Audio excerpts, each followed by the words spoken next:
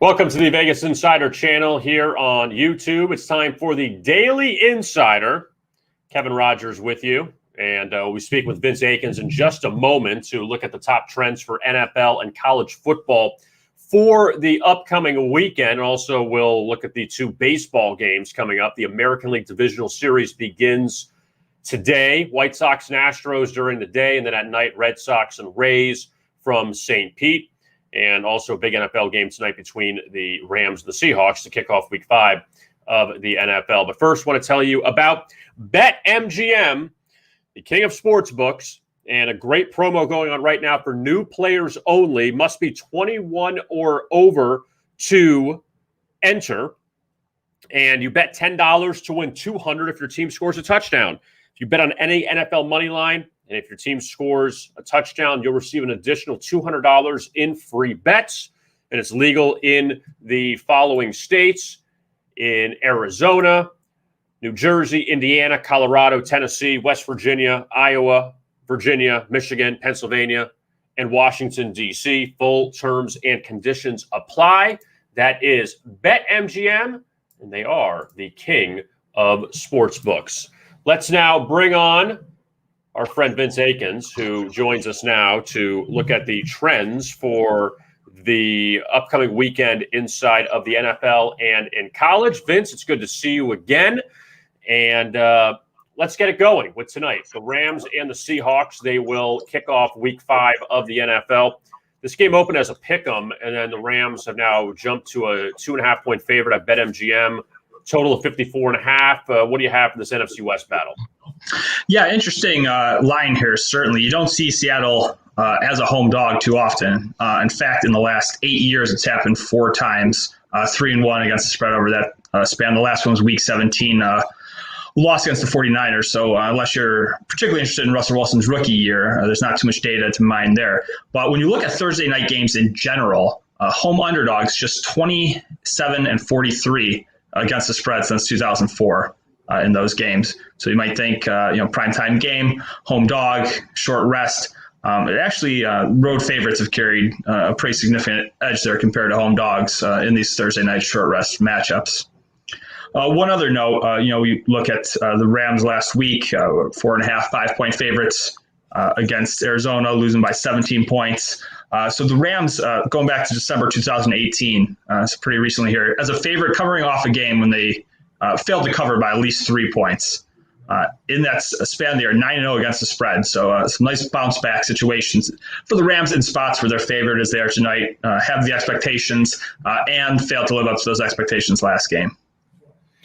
All right, now let's take a look. Kyle, at the college football game tonight. You got a big one. Houston and Tulane, and these two teams, they're going in different directions right now. Houston laying nearly a touchdown in this contest. Tulane got blown out last week by East Carolina. Houston went into Tulsa and just destroyed them. And Houston's played well the last few weeks. But what do you have with Houston and Tulane in the American? Sure, just going to pull up one pretty simple team trend here at Houston. And this one goes back to October 2015. Houston's 10-1 against the spread since October 2015 as a favorite coming off a road win. So as you mentioned last week, went into Tulsa and really handled the Hurricanes there in a 35-point victory. Now favored again with those expectations coming off a sort of a program momentum-building road win.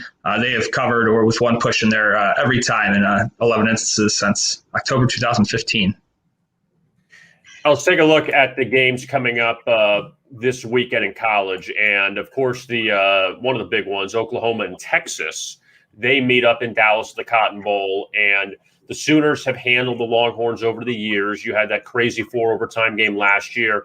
And the Sooners come in. They haven't been a good ATS team recently. They were big favorites in some of those games. Didn't cover. One, but didn't cover. Texas has bounced back since the Arkansas loss. What do you have with the Horns and the Sooners? Absolutely. And that was a frustrating one for myself personally last week to Kansas State. They're getting above the number and then giving up the kickoff return for a touchdown in the final 2 minutes of the game. But we'll talk about their failure to cover here in a minute. To start with, Oklahoma's been favored every time in this matchup since 2009. And, for me personally, I realize it's been some time, but it's sort of crazy. It's been 12, really 13 years now since Texas has been favored in one of these matchups. Noteworthy, only 3 times since 2009 has the spread in this game been a touchdown or less, so 7 points or less. In all 3 of those matchups, where Oklahoma was just a small favorite, they have covered all 3 times. So Texas has a couple of major upsets along the way, looking at spreads in the last decade plus. But all 3 times the line has been close in this recent stretch of Sooner dominance, they have covered all 3 times. Speaking of not covering, that has certainly been the case for Oklahoma this season. So I pulled up kind of an interesting stat here. Looking back to the middle of 2015, teams they've won each of their last 3 games, but have failed to cover by at least 5 points in each game. That's something that the Sooners qualify for here with their recent narrow wins.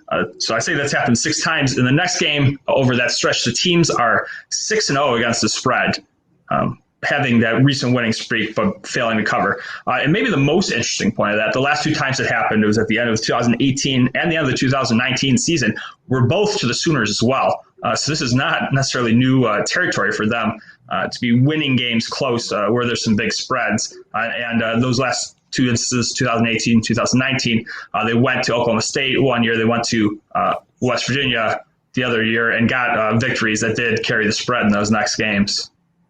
I do like the fact here, Kyle, that I do like the fact here, Vince, that that Oklahoma, that they have not covered these games in the last few weeks, and now they have now they're a lower favorite here. That's what I do like about this. That they were heavy favorites against West Virginia, against Kansas State, like you mentioned, and now just them laying 3.5. I think that there is some value there with the Sooners.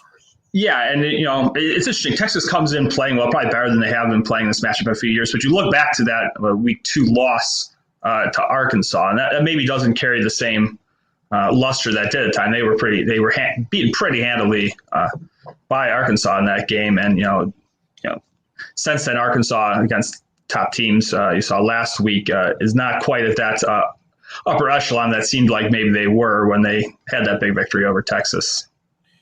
All right, Vince, let's go to Penn State and Iowa. And again, another big matchup here in the Big Ten. And this line is slowly dropping. Iowa, a short favorite here. Both these teams undefeated. Penn State has already won as an underdog this year. And we'll see what Iowa can do here, laying 2 and a low total in this matchup. Yeah, so a couple things for this game. It is kind of amazing to see both these teams ranked in the top 4. So you look at Iowa, a team that's not unusual to play close line games. You think about teams sometimes ranked in the top 5, don't see a ton of games with close lines. Iowa, in fact, has played 6 games just going back to November of last year where the total was with less than a touchdown, or excuse me, when the line was less than a touchdown, meaning either team was favored by less than 7 points. In those 6 games, Iowa's won all 10 outright by at least 10 points, and they have covered all 6 of those games by at least 14 points. With the average margin of cover 25.4 points in those games. You think about a couple already this year. In fact, the close one of those games was their win over Iowa State in week 2. That I think the final score in that game was a little closer than the actual result of that game even. So Iowa, go back and you look at some longer term trends, obviously with a consistent coaching and sort of a program style there. Iowa has done very well in close line games going back long term. The other thing we're looking at, Penn State obviously coming off their shutout win over Indiana last week, 24-0, very impressive. Going back to last decade or so, Penn State's just 3-11 against the spread, coming off a game where they allowed 3 or fewer points. So you're looking at either a complete shutout like last week or allowed a field goal in their last game. So really a dominant defensive effort, but just 3-11 against the spread following up those games going back to last decade or so. Yeah, and both these games should be pretty interesting with Oklahoma, Texas, Penn State, Iowa. And, 3-11 ATS for Penn State since 2010 after allowing 3 or fewer points. We'll see how James Franklin's team, how they turn out this week. Now let's go to the NFL for Sunday, Vince. And London, the first game we have, the Falcons and the Jets, an early kickoff.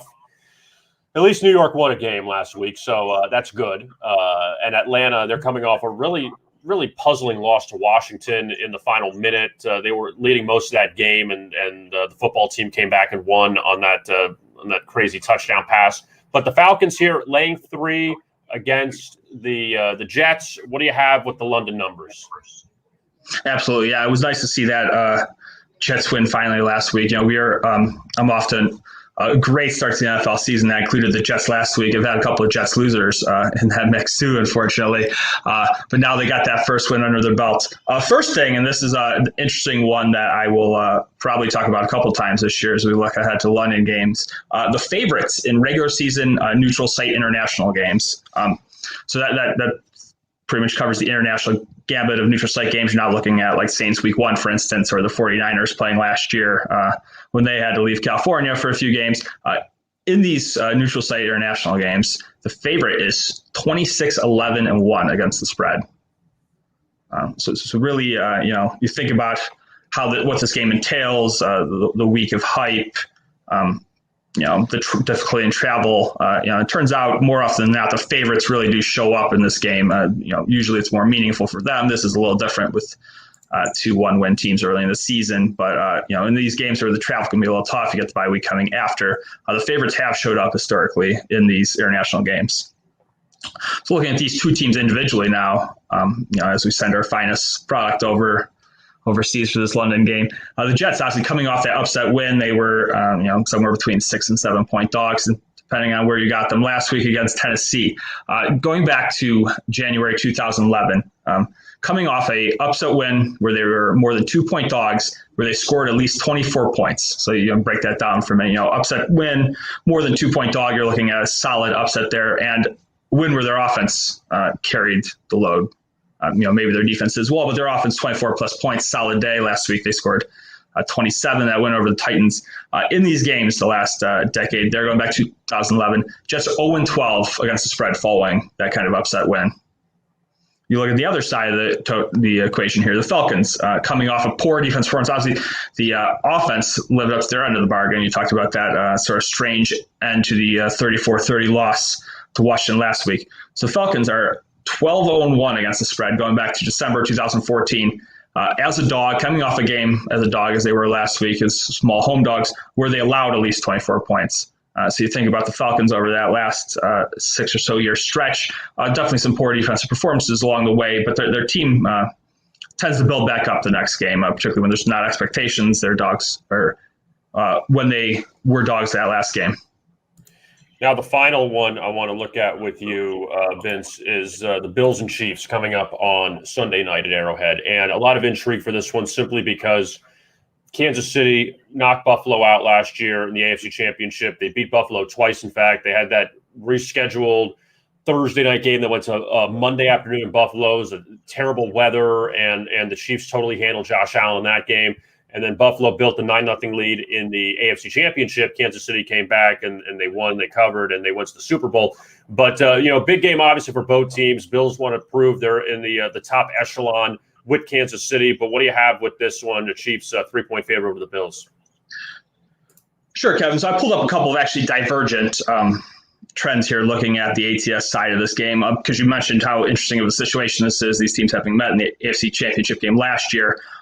So I pulled up the championship conference games going back to 2013. When these teams meet the next season, the loser of those matchups is 10-5 against the spread. So the Chiefs won 38-24 last year in that conference championship game, game that wasn't really as close as that final score even. So the loser of those conference championship games has gotten revenge against the spread and are above 500 straight up in these follow-up meetings the next year. However, we're in a situation here where the Bills won by 40 points last week over Houston. So really rolling, a 40-0 shot win over a Houston team. So I looked at teams going back to 2015, coming off a win by 38 plus points. That's really, you're really getting to rare territory there. Such a big win. However, in the follow-up game to those teams, just 4-11 against the spread going back to 2015. So you think about the truly most dominant performances over the last 6 years or so. More often than not, that has overinflated expectations for teams going into their following games.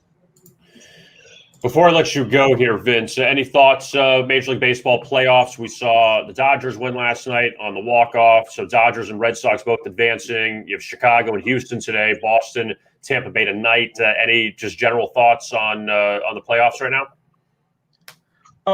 Yeah, I mean, obviously that Dodger. It was interesting seeing the Dodgers game last night. That was an exciting victory. It was interesting seeing them being favorites for the World Series going into a one-game winner-take-all situation. You don't see that too often. Now they win that, they still don't have home field advantage going against a 708 win Giants team this season. I'll while we're talking here, have a couple of bonus trends I can throw out there for the MLB today. There's some really good side trends in the Houston White Sox game, but I won't spoil those. You can look at my play if you're interested in those. But a couple of interesting trends looking at lines today. The first one, I will turn to the early game and Houston, Chicago. The White Sox have gone under their last 6 games as an underdog. That goes back to sometime in mid-August. So White Sox don't play as underdogs all that often, particularly playing the AL Central this year. When they have, it's been low-scoring games, 6 straight games going under the total. And then looking at the night game today, you have Boston taking the mound. Eduardo Rodriguez taking the mound for Boston as a pretty sizable underdog in that game. He has actually been quite good as an underdog in recent years, going back to 2018. Games where he's an underdog of at least plus 20. Him and the Red Sox have won 6 of those 7 games. So you think a nice 6-1 record there. Games where he's been a sizable underdog. Each time sort of sets him and the Red Sox up as a live underdog potential for the evening game. Yeah, and one of those wins actually came at Tampa Bay earlier this year. Rodriguez actually, what's interesting, Vince, is that in the 4 starts that Rodriguez made against Tampa Bay, he was 0-2 in the 2 games at Fenway, but yet 2-0 at Tropicana Field. So you kind of wonder now if it translates going into tonight, but should be pretty interesting. You got 4 really good matchups coming up in the league divisional series. Vince Akins, you could check out his work at SB Breakers. You can find him on Twitter. Always great work with the trends and covering the NFL and college football. And just want to say this before we get out of here, Vince. You've had a very good NFL season. You are the leader right now at plus 1390 in the NFL. So how many picks are you looking at for this weekend? Yeah, so we're 23-7 the last 3 weeks in particular, 26-11 overall in the season. So really a strong start to the NFL season. We feel good about where things are at. We do have a selection tonight posted there on Vegas Insider in the the Thursday night football game. And then looking at I think there's going to be 6 most likely side plays for this weekend. I'm still sort of digging through the totals to give you a full. We're probably looking at 8 or 9 selections again this Sunday, and those should be posted by tomorrow night for anyone that's interested. All right, so check that out. Vince Akins, he is the leader in the NFL in money right now and is coming off a very good last Sunday in the NFL. So check him out now for his NFL and also his college picks and baseball. And we got basketball coming up in a few weeks too. Vince, thank you so much. We'll talk to you again next week. Absolutely. Take care, Kevin. All right, there is Vince Akins. And you can check out his trends as well on VegasInsider.com. And he put out the trends for baseball, and he's got his gridiron angles as well coming out for this weekend for the NFL. It's going to come out probably Saturday, but you can check that out, and also find his picks. Look, I took a look at his picks from this last week. I mean, one of them he just totally destroyed was that Washington-Atlanta over. It was 47.5. It was a 34-30 game.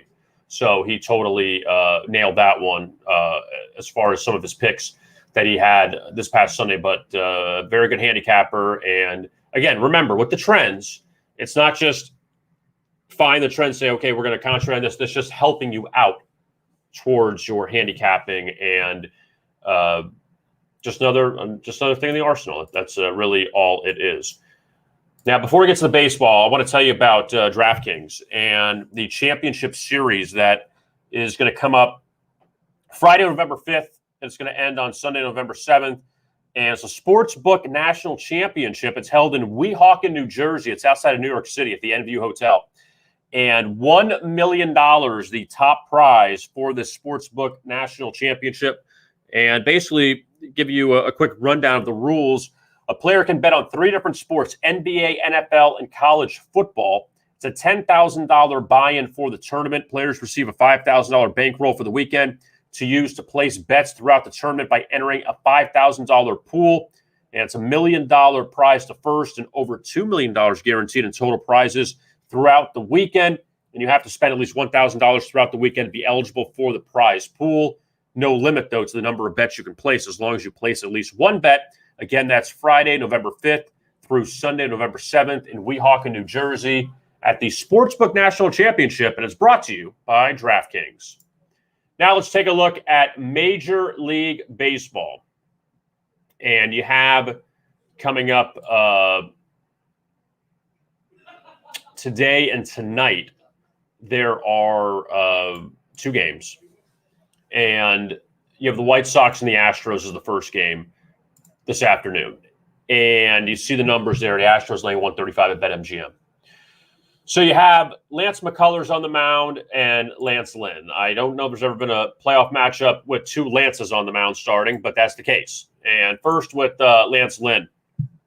He was in the Cy Young conversation in the American League for most of the season. And then he got hurt, was out for a few weeks. And his numbers took a little bit of a dip, but still a workhorse for the Chicago White Sox on the mound. Their MVP from last year, Jose Abreu, he's questionable. They said he had flu-like symptoms. He was negative for COVID, and he traveled with the team to Houston. So we'll see if he's in the lineup coming up this afternoon when the White Sox play in Houston, where they lost all 4 games at Minute Maid Park earlier this season. They did take 2 of 3 from the Astros in Chicago, but the White Sox trying to turn things around on the road. Lance McCullers Jr., he goes for Houston, and he's been excellent this year for the Astros on the mound. He's been their guy because Zach Greinke got hurt. Greinke's back now. But the one thing I'll give Dusty Baker is we know how loaded the Houston lineup is. But the pitching, they've depended on some not-so-household names to carry them to this point. Framber Valdez, he's going in game 2. Luis Urquidy, Garcia. There's a lot of other guys that have really helped carry the load for the Astros, and we'll see what Zach Greinke's availability is too. But Lance McCullers Jr. has been the guy for the Astros, and you see what they're doing. Remember, Houston, who made it to the ALCS last year, was down 3-0 at Tampa Bay, then tied it at 3 before losing Game 7. That was out in San Diego. The Astros haven't played a home playoff game since 2019 when they lost to Washington in the World Series. And if you remember, that was the only series in Major League history that went 7 games and the road team won all 7 times. So Houston went 0-4 at home. And the Astros, they want to try to bounce back from that, but you can't discount Chicago because that's still a pretty good team. Their management, Tony La Russa, and the White Sox, they were bounced early in the playoffs last year by the A's, so they got a lot to play for here. All right, now you have the Red Sox and the Rays. And Boston, they ended up taking care of the Yankees in the wild card games. The Yankees out. Now the Red Sox take on the Rays, and Tampa Bay, they added Nelson Cruz midseason, obviously a big power bat. And Tampa Bay, they keep doing it somehow without a lot of big names, but yet the Rays have the pitching to carry them. Shane McClanahan, he goes tonight. Eduardo Rodriguez for Boston. You heard Vince Akins talking about him earlier, the good underdog numbers with him. I will put this note, though, out there that since 2016, teams that won the wild card game, and again, last year doesn't count because there wasn't wild card games. It was a different format. Since 2016, 8 instances of teams that won the wild card and then advanced the league divisional series. Only one has won game one of the LDS, and that was Toronto back in 2016. So since 16, you had another loser in the National League, 17, 18, 19. So 17, 18, and 19, all those teams lost in their first game that won the wild card. So what does that mean? The Red Sox are in that situation, and so are the Dodgers. Tomorrow, they're favored against the Giants with Walker Buehler on the mound after they knocked St. Louis out last night. And Logan Webb goes for San Francisco, has been excellent for the Giants. But there have been some blowouts, there have been some one-run games. So it's tough to really play the run line to say, all right, these teams get blown out because there's been a few one-run decisions. One game a few years ago, Rockies-Brewers, after the Rockies knocked the Cubs out, Rockies went to 10 innings with the Brewers and lost by 1. So if you like Tampa Bay, and that number's dropped a little bit, but we'll see if the road teams come back, because the home team so far 2-0 in the playoffs, the Dodgers and Red Sox winning. And the other series that starts tomorrow as well, Braves and Brewers. We'll talk more about that tomorrow, as Corbin Burns and Charlie Morton on the mound for that one. That's kind of like the forgotten series, it feels like. Dodgers-Giants, which is so interesting. And by the way, Tampa Bay 7-3 this year against Boston at Tropicana Field. But what I find so interesting with that Giants-Dodgers, they have never met in the postseason before. Now, again, that's hard because for a long time, I mean, they've been in the same division forever, but for a long time, you only had a division winner versus a division winner, and then the wild card, which came out in 1995. So you've only had, 25 years of a possibility of them playing each other because they were in the same division for a long time and they couldn't play each other because of the way the format was. But then they just never finished. The Giants, for all the years, they won the World Series back in the 2010s. The Dodgers just were never there, never matched up with them. And the Dodgers, the last few years, or last decade, they keep winning the NL West, and they didn't win it this year. But the Giants they just never found their way to meet each other in the playoffs. But now they finally have it. Dodgers favored in the opener against the Giants coming up on Friday night in San Francisco. So that's going to be a very intriguing matchup. Now, I just want to jump back to the NFL for a second, and the Rams. They face the Seahawks coming up tonight, and Seahawks are not a home dog very much, so you kind of worry about that part if you want to back Seattle, because you say, all right, well, you're getting them as a home dog, there's some value, but LA, they were terrible last week against Arizona. They got blown out. And with this total tonight, 54.5.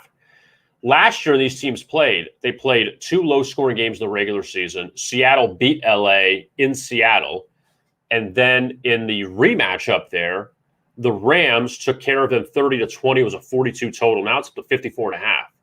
So the total dropped all the way down to 42 for that wild card game. And the Rams put up 30 on the Seahawks in that game. So now you see this total at BetMGM at 54.5, and you kind of wonder, all right, the Rams have been a great over team so far. Is this the night that they go under? And Seattle's offense really has been great. You look at the numbers against San Francisco, they had less than 300 yards of offense in that game. Scored 28, but less than 300 yards of offense. So Rams, Seahawks, you can catch our handicapper picks at VegasInsider.com. So that's all for today. And our thanks to Vince Akins for joining us to talk NFL. But before we go, though, and we'll tell you about tomorrow's show in just a second, I want to remind you about BetMGM.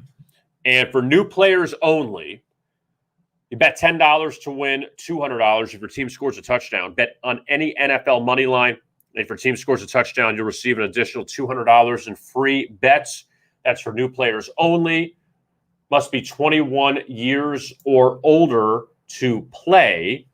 And it's legal only in the following states: New Jersey, Colorado, Indiana, West Virginia, Tennessee, Pennsylvania, Michigan, Virginia, Iowa, Washington, D.C., Arizona, and you must be 21 or older. Full terms and conditions apply.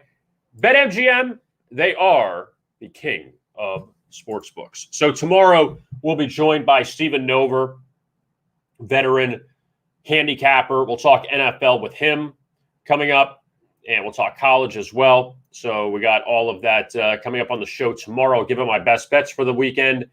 And last week we went 2-0. We had the Jets and the Cardinals on here, so we'll see what I got stirring up for tomorrow's best bets on the Daily Insider.